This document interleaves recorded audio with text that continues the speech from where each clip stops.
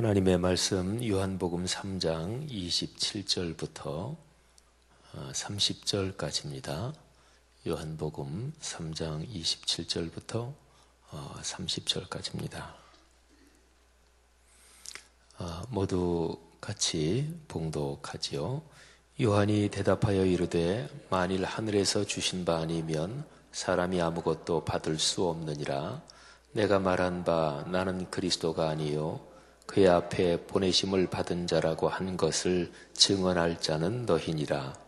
신부를 취하는 자는 신랑이나 서서 신랑의 음성을 듣는 친구가 크게 기뻐하나니 나는 이러한 기쁨으로 충만하였노라. 그는 흥하여야 하겠고 나는 쇠하여야 하리라 하니라. 아멘. 500년 전에 그 종교개혁자 마르틴 루터라는 분이 계셨습니다. 정확히는 499년 전인데요. 내년이 이제 500주년입니다. 1517년인데, 근데 마르틴 루터 그분은 이런 얘기를 했습니다. 모든 사람은 다 하나님 앞에서 성직자다, 이런 얘기를 했습니다. 성경에 제사장이란 단어가 나오죠. 근데 그 제사장이란 단어를 쓴다면 모든 사람, 만인이 제사장이다. 그래서 그거를 이제 교회 역사에서 신학적인 용어로 만인 제사장설 이렇게 얘기를 합니다. 그때 당시에 그 교황을 중심으로 이 종교적인 권력이 굉장히 막강했고요. 그리고 종교적인 모든 직책이 그게 권력이 됐습니다. 그리고 교회가 타락할 때는 그런 일이 기독교 역사에서 여러 번 있었는데, 그러니까 종교적인 이 직책, 직분들 이런 것도 돈 받고 사고 팔고 그랬습니다. 그때 중세 때는 기독교가, 교회가 사회의 모든 권력보다 훨씬 강한 힘을 가지고 있었기 때문에 예를 들어서 종교적인 어떤 직책, 그러면 실질적으로 지역을 다스리는 그런 실질적인 권한까지 있었습니다. 요즘 말로 말하면 지방자치단체, 장, 뭐 이런 권력을 아주 실질적으로 가지고 있었어요. 그러니까 그때 당시는 이 교회적인 직책이 오늘날로 말하면 이 사회적인 이런 공공기관의 장, 뭐 이런 거하고 같이 있었다, 이렇게 보면 되죠. 그래서 그때 당시에 중세교회는 성직자는 참 존귀한 것이고, 그리고 성직자가 아닌 사람은 성직자에 비하면 이게 훨씬 어떤 낮은 그런 상태에 있다. 쉽게 얘기하면 그렇게 가르쳤습니다. 그걸 이제 교리적으로 말하자면 그렇게 쭉 형성을 해온 거죠. 루터는 그런 상황에서 그 잘못됐다. 성경은 그렇게 얘기하지 않는다. 그리고 특별히 신약성경 베드로전서 2장에 있는 그 말씀을 근거로 너희는 왕 같은 제사장이요 또 하나님 나라요 선택받은 백성이다. 뭐 이런 말씀을 근거로 해서 그 말씀에서 너희라고 할 때는 성직자만 말하지 않는다. 예수 믿는 모든 사람이 다 그렇다. 그래서 그런 얘기를 했고, 이것이 종교개혁을 일으킨 아주 중요한 성경적인 가르침이었습니다. 그리고 이제 거기에서 그래서 이제 예를 들어서 뭐 그때 중세 때는 요즘 가톨릭처럼 미사 이런 거였으니까 미사를 집전하고 집례하는 사제들, 그 사람들만 성직자냐? 아니다. 농사 짓는 사람도 성직자다. 그리고 구두를 만드는 그런 사람도 성직자다. 이렇게 얘기를 했죠. 그 얘기는 이제 전적으로 교회에서 요즘 말로 말하면 목회하고 하는 성직자가 필요 없다. 그 얘기냐? 그거는 아니라는 거죠. 성직자가 있어야 되고, 하지만 그러나 근본적으로 보면 하나님 앞에서 다 구원받은 백성이요 그렇다 하는 거죠. 그는 한편으로는 성직자가 권력을 쥐고 제멋대로 휘두르는 이런 잘못된 것이 성경이 어긋난다 이렇게 가르친 거고요. 또 한편으로 보면 보통의 성도들이 너무너무 수동적이 돼서 그냥 뭐 아무것도 안 하고 그건 아니다. 모든 성도들도 다 하나님의 일을 해야 된다. 이런 양쪽을 강조하는 이제 그런 것이었습니다. 근데 이것이 더 나아가서요. 말하자면 이 세상에 있는 모든 직업은 다 하나님이 주신 거다. 그래서 직업이라는 것, 그것 자체가 근본적으로 하나님이 부르신 소명이다. 이런 거를 얘기했습니다. 그래서 그거를 직업 소명론 이렇게 얘기를 해요. 소명이라는 게 뭐냐면 불렀다. 또 신앙적으로 소명 그러면 하나님이 부르셨다는 거예요. 하늘이 불렀다는 거죠. 그래서 모든 직업은 다 그런 거다. 근데 여기에서 이 자본주의 시장 경제가, 그러니까 근대적인 경제가 여기서 발전했어요. 흔히 이제 그런 얘기들 많이 하죠. 우리 목사님들이 흔히 그런 얘기 많이 하고 또 예수 믿는 사람들 그런 얘기 많이 하는데, 그 예수 믿는 국가들이 잘 산다 이런 얘기를 많이 하죠. 그건 현실적으로 기독교 문화권이 경제, 과학 이런 게 더 발전했어요. 근데 요즘으로 보면 5.1달러, 요즘 뭐 좀 주춤하기는 합니다만은 5.1달러가 무지무지하게 강력하죠. 그래서 5.1달러 있는 나라들도 잘 살아요. 근데 전체적으로 민주주의적으로 잘 살고 또 고루고루 잘 살고 하는 거는 그거는 기독교 문화권을 가진 나라가 잘 삽니다. 카톨릭이 남미가 주로 카톨릭이에요. 근데 카톨릭 국가는 우리 기독교 쪽보다는 전체적으로 보면 그렇게 잘 살진 못해요.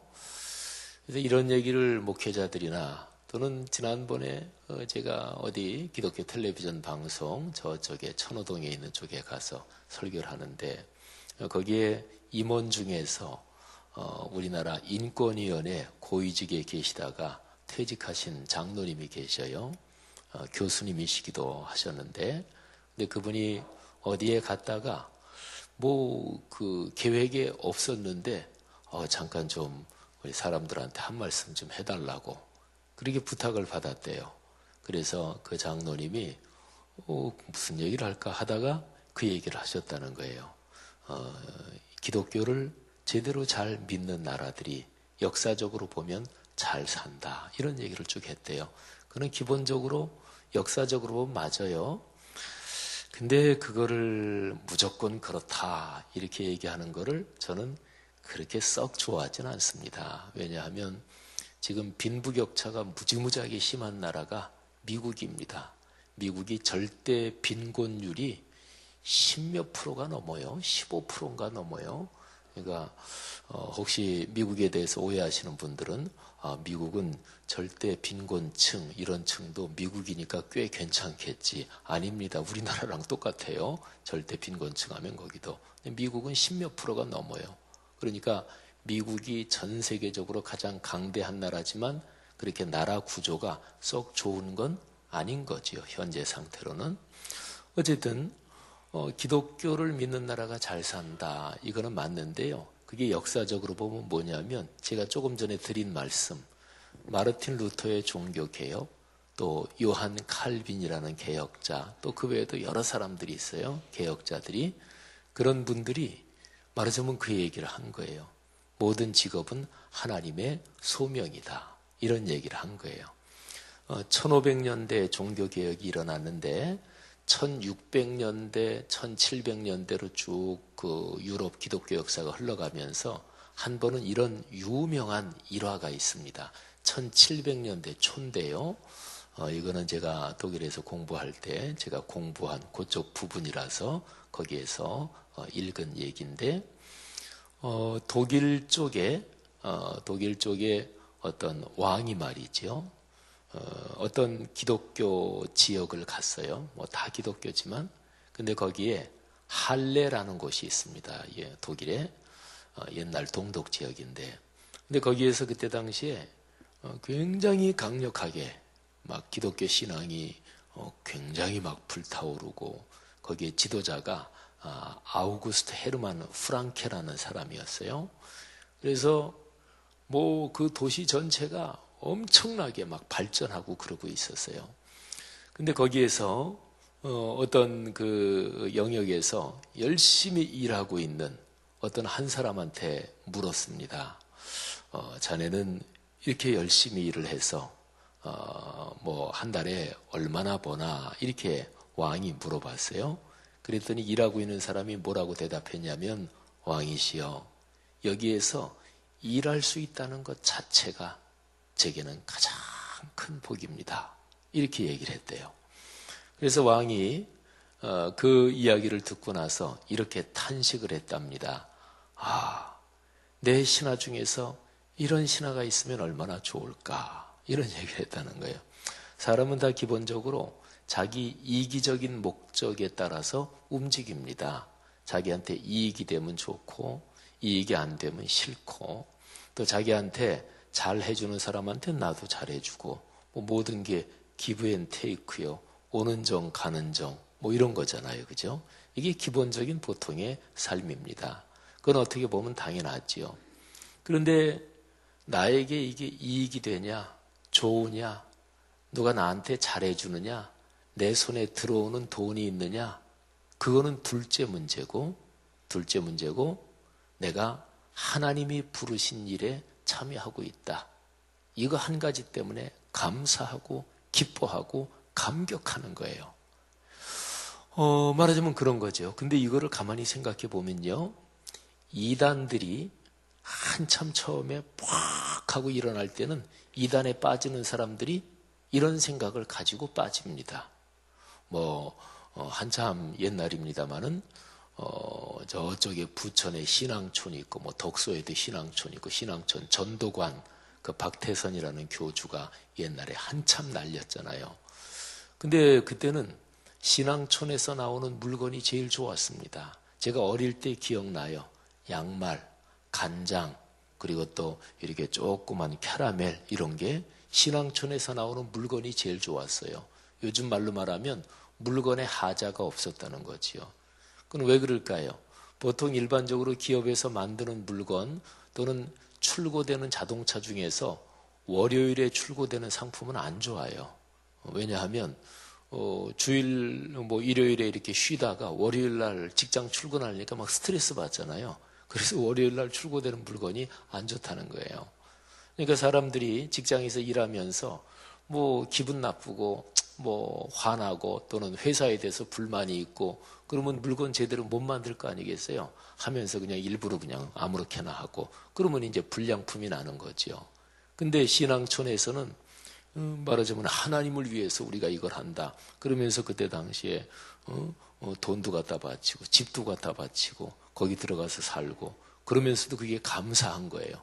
하나님을 위해서 물건을 만든다. 그러니까 물건이 좋을 수밖에 없는 거죠.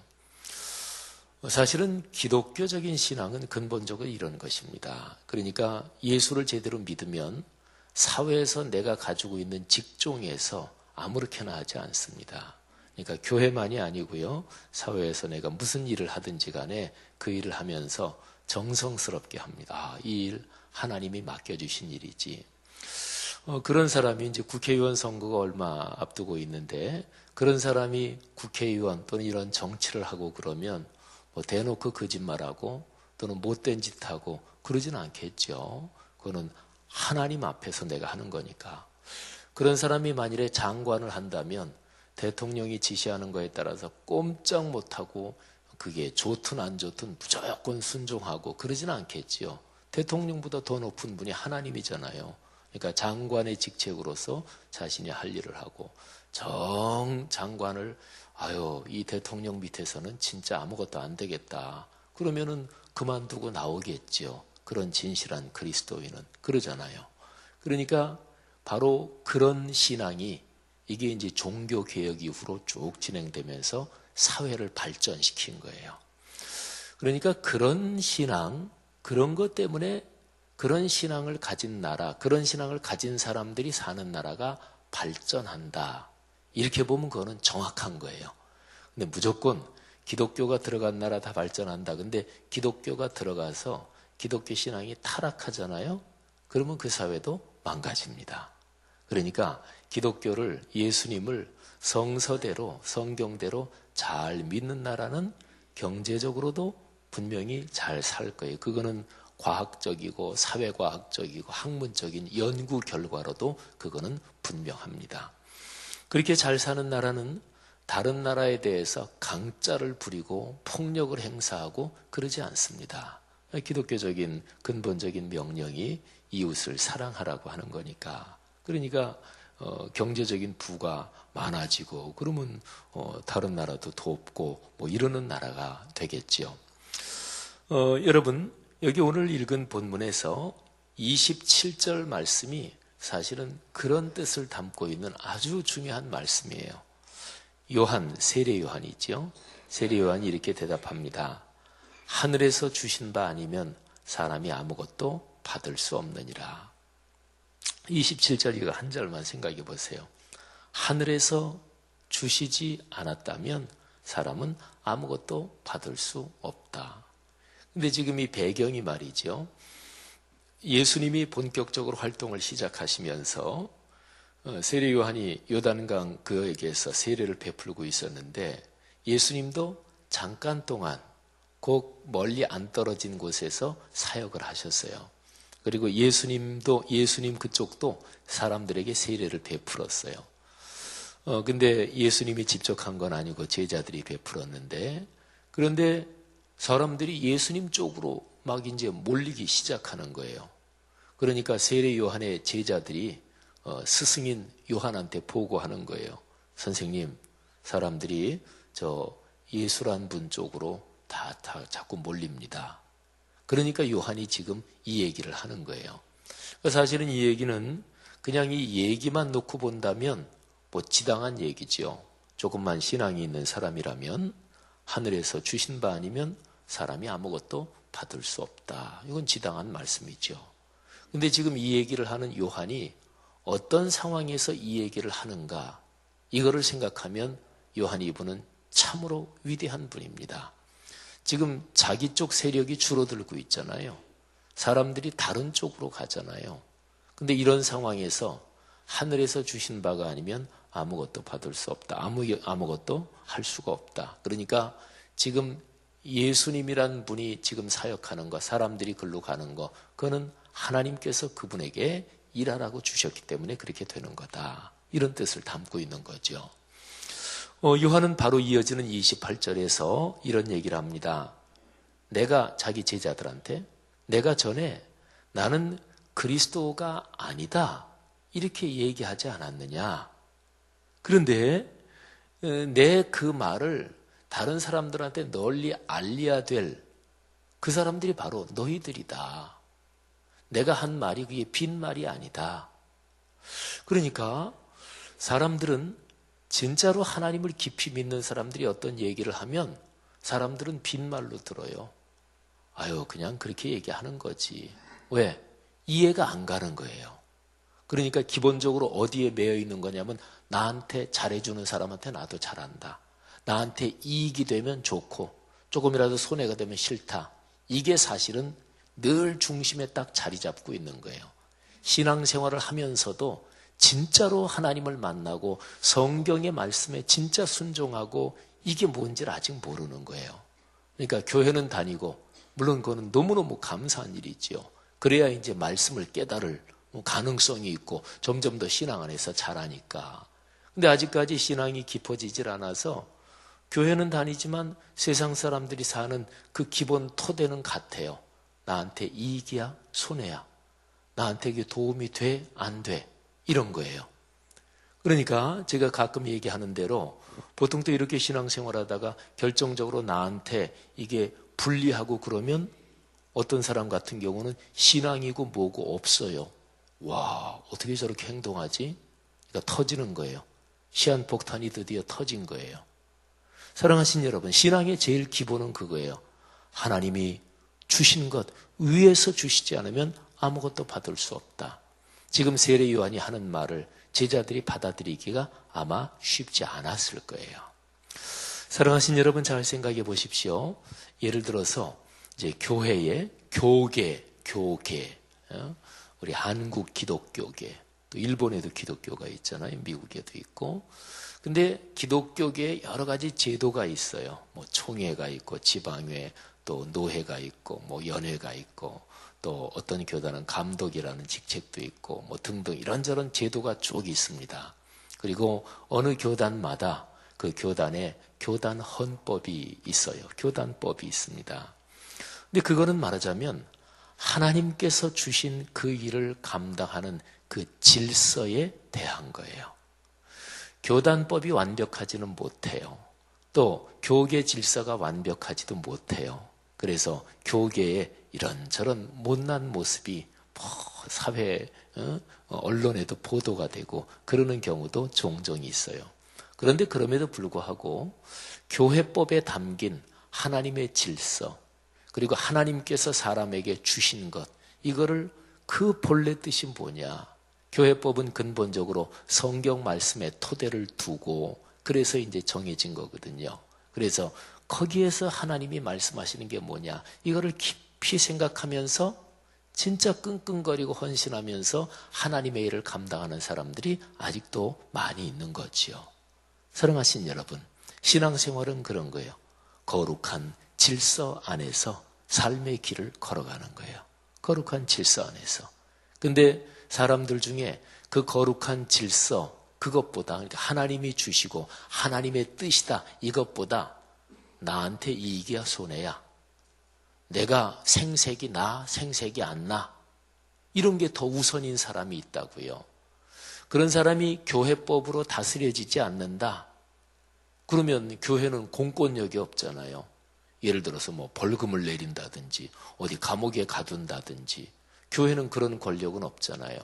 그래서 그렇게 도무지 내 뜻을 중심으로 살아가는 사람이 어느 정도로 무도하다, 그런 사람을 다스리기 위해서 하나님께서 이 세상에 두신 게 세속 정부입니다. 세상의 정부예요.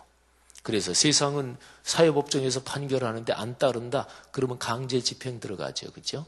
그래서 이 세상을, 피조세계를 다스리는 하나님의 큰 어떤 법이 두 개가 있어요. 하나가 교회법, 또 하나는 다르식으로 교회법의 근본은 성경이죠. 그리고 또 하나는 세상의 법, 이거는 우리 한국의 헌법이나 여러 가지 법률이나 뭐 이런 것들 말이죠. 뭐 교통법규나 이런 거 다 마찬가지죠. 그래서 교회의 법, 이거는 성경 말씀이 심장이고, 그 다음에 세상의 법. 세상의 법은 인륜 도덕이 심장이에요. 인륜 도덕. 사람, 어려운 사람 도와야죠. 당연하죠. 남의 권한을 침범하면 안 되죠. 당연하죠. 그걸 인륜 도덕이라고 얘기할 수 있어요. 그런데 이 두 개가 하나님의 도구예요. 하나님이 쓰시는 도구예요. 사랑하신 여러분, 우리는 그리스도인으로 살아가면서 기본적으로 내가 어떤 일을 하든지 어떤 자리에 있든지 간에 내가 하는 일, 이 일을 하나님께서 이 일에 무슨 뜻을 가지고 계신가? 가정주부로서 살림하잖아요. 그러면 거기에서도 하나님의 뜻을 묵상해야 되는 거죠. 하나님, 제가 가정주부로서 하는 이 일, 주님께서 맡기신 것인 줄 믿습니다. 우리 보통 신앙생활하면서 그런 얘기 많이 하잖아요. 뭐 숨은 봉사, 또는 이름도 없이 빛도 없이 그런 얘기 많이 하잖아요. 그죠? 그게 바로 이런 말씀이에요. 그러니까 내게 손해야 이익이야. 그거 내 생색이 나 안 나. 어떤 사람은 자기 생색이 안 나는 일은 거의 안 해요. 그리고 생색 나는 일은 아주 열심히 그냥 나서서 하고. 그래서 제가 전에도 한번 말씀드린 것 같은데, 어떤 자기가 장자리에 있을 때, 내가 장자리에 있을 때 이거 해야지, 내가 장자리에 있을 때 이거 딱 하고 이름표 붙여야지, 이거는 벌써 안 좋은 거잖아요. 그죠? 그러니까 내 이름이 나느냐, 이건 중요한 게 아니에요. 하나님의 뜻이 실천되느냐, 하나님의 영광이 드러나느냐, 이게 중요한 거죠. 그러니까 이렇게 보면 그야말로 이름 없이 빛도 없이 봉사하며 섬기는, 그게 우리 기독교 신앙에서는 가장 커다란 거죠. 우리 기독교 역사에서요, 200년대, 한 200년대 그때에 수도원 운동이 시작이 돼요, 역사적으로. 근데 그때 당시에 수도원 운동이 이집트 사막 쪽, 또 이쪽에 그 중동 쪽, 사막 쪽, 그쪽에서 이제 많은 사람들이 사막이나 이런 데 들어가서 수도사 생활을 해요. 그게 기독교 수도원 운동의 시초예요. 수도원 운동도 중간에 타락하기도 해요. 근데 시초는 하나님 앞에 기도하고 아주 거룩한 운동이었죠. 근데 그때의 사막으로 들어간 사람들을 수도원 운동하는 사람들 중에서도 사막 교부란 얘기는 신앙의 말하자면 아버지, 신앙의 스승 이런 뜻이잖아요. 근데 사막에서 수도 생활했기 때문에 사막 교부 이렇게 얘기를 해요. 근데요, 놀라운 일이 뭐냐면 그 사람들이 어떻게 생활했는지는 단편적인 얘기만 남아 있어요. 그 사람들 중에서 사람 이름이 누군지 그렇게 많지 않은 사람들 이름도 조금 알려진 사람도 있고, 근데 그 사람들이 구체적으로 어떻게 살았는지 그거는 거의 알려지지 않았어요. 단편적인 얘기, 에피소드만 남아 있어요. 왜 그랬냐면 그분들은 진짜였어요. 그분들이 자서전 같은 거 썼느냐? 아니고. 내가 이렇게 수도 생활했다 그런 거 글로 남겼느냐? 아니었어요. 그 사람들은 진짜로 사람들한테 알려지는 거 전혀 관심이 없었어요. 그래서 그 사람들에 대해서 남아있는 기록이 거의 없어요. 저는 교회 역사를 공부하면서 야, 진짜 그렇게 사셨구나. 진짜 그렇게 사셨구나. 그런 생각을 하면서 갑자기 가슴이 먹먹해 왔던 때가 있었어요. 여러분, 우리는 어떻게 사는 것입니까? 근데 생각해 보면 진짜 그렇게 살 때가 내 자신이 참 행복합니다.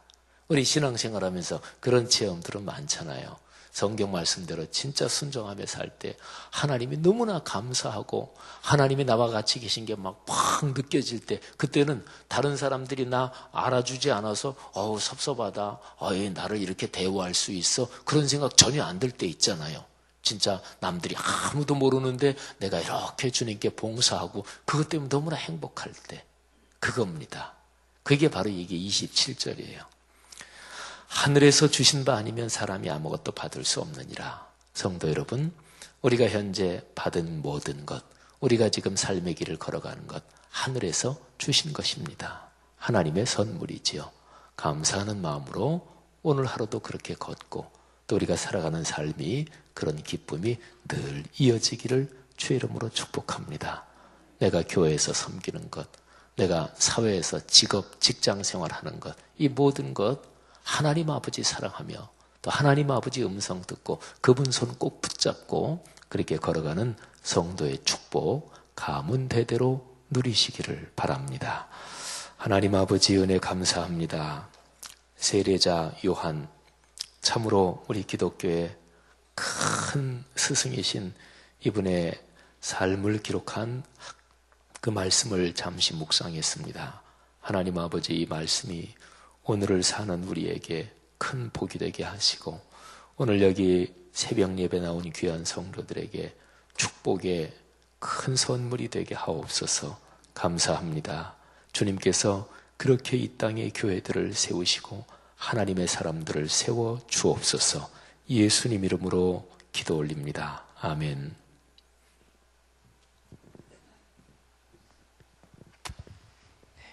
귀한 말씀 감사드립니다. 오늘은 교육에 대한 공동기도문을 여러분과 교독하며 기도하겠습니다. 10년, 20년, 아니 주님 재림하실 때까지 내다보며 다음 세대를 사랑으로 품고 세워가게 하옵소서.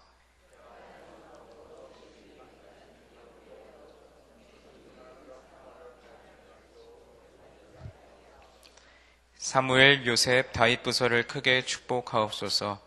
청년부 싱크를 특별히 힘차게 하옵소서. 다음 세대를 아끼며 기도와 섬김으로 길러내게 하옵소서. 교회와 사회의 미래를 말씀으로 열어가게 하옵소서. 아멘. 주기도문 하시겠습니다.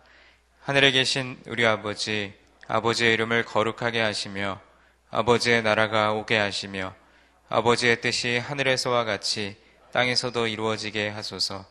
오늘 우리에게 일용할 양식을 주시고 우리가 우리에게 잘못한 사람을 용서하여 준 것 같이 우리 죄를 용서하여 주시고 우리를 시험에 빠지지 않게 하시고 악에서 구하소서. 나라와 권능과 영광이 영원히 아버지의 것입니다. 아멘. 지금 들은 말씀이 우리의 삶으로 이어지게 하옵소서. 전도 대상자 VIP를 품고 기도할 때 영혼 구원의 열매가 있게 하옵소서. 2016년 우리 교회에서 실시하는 성경 2000 통독으로 말씀이 깊어지게 하소서. 화요 여전도의 기도회를 축복하시고 전도와 기도 사역의 열매가 있게 하옵소서. 2016년 요한일서 4장 16절 말씀을 통해 사랑이 충만한 교회 되게 하소서.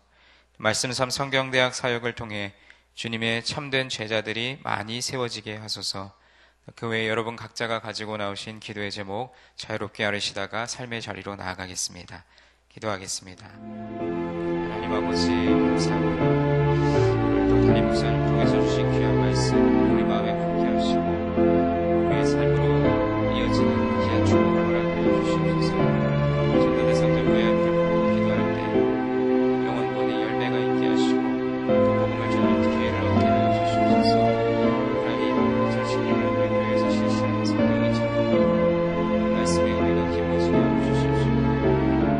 또 여전히 기도회를 축복하셔서 말씀을 붙들고 전도와 기도 사역에 힘쓰는 그 모든 열매가 충만히 할 수 있도록 축복하여 주시옵소서. 올 한해 요한일서 16절의 말씀 하나님은 사랑이시라는 말씀을 통해 우리 교회 가운데 하나님의 사랑이 충만하여 그 사랑으로 말미암아 예수 성령의 교회에 오실 수 있도록 도와주시옵소서. 말씀 3 성경대학 사역을 통해 주님의 참된 제자들이 많이 세워지게 하시고 말씀 3 성경대학에서 많은 분들이 이거 훈련을 통하여서 또 주님의 참된 제자로 세워지게 하시고 하나님 기뻐하시는 삶을 살아갈 수 있도록 인도하여 주시옵소서. 하나님 주님께서 주님을 지키시고 새벽에 주님들 나와 예배하며 말씀 듣고 기도하는 하나님 말씀 기도하여 주시옵소서. 아버지 능력 열리는 기도에 가는 아버지 들으시고 답하여 주시고 하나님 또 귀하고 주는 것들로 채워주시옵소서. 하나님의 성령을 주시고 붙들어 주시옵소서. 주님께서 말씀을 주시고 주라시며 줄 수 있는 순종과 확신의 마음을 허락하여 주시고 하나님 주님께서 주시옵소서. 하나님 삶의 날마다 주시옵소서.